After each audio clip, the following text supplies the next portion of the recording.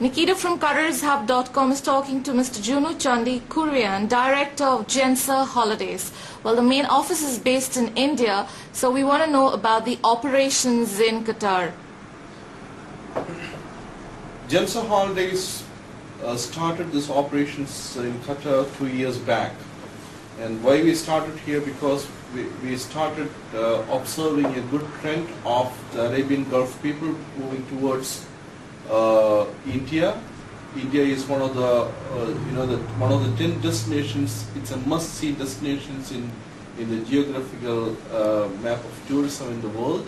Now, a lot of people started going to India to see the tranquility of India, and they started having the experiences of India, and they started liking India. So we thought of starting an operations here in Qatar, and we started an office in Qatar, and the inquiries coming up in Qatar has been transferred to Indian office, our corporate office back in Trivandrum, and we are operating from Qatar as well as Kuwait and Dubai and Oman.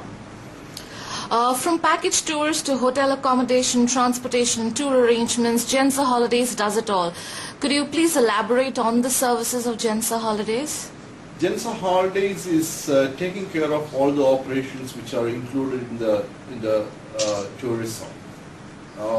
When you say tour operations, we take care of all the logistics parts. The moment you touch the airport in Trivandrum or in any of the airports in India, from the moment you reach the airport until you reach back to the airport, we take care of all the operations like resorts and hotels and food and sightseeing and cultural activities and guides and all kind of transportations.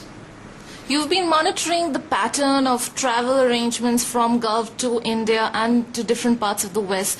What significant patterns have you noticed from the bookings and the tour operations? What do people prefer? What have you noticed in that trend of traveling, especially amidst the ongoing financial crisis? Yeah, if you take the people, the tourists coming from the US and Western countries, European countries, we had a lot of budget tourists who were coming to India before, and even during the recessions, the people who are coming towards India, we have not gone to low budget operations so far.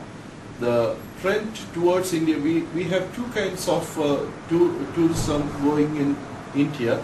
One is a very low budget tourists who are coming without any bookings and without having any tour arrangements.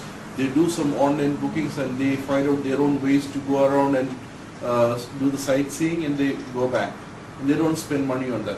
But we don't look at those people, and we are looking at we are looking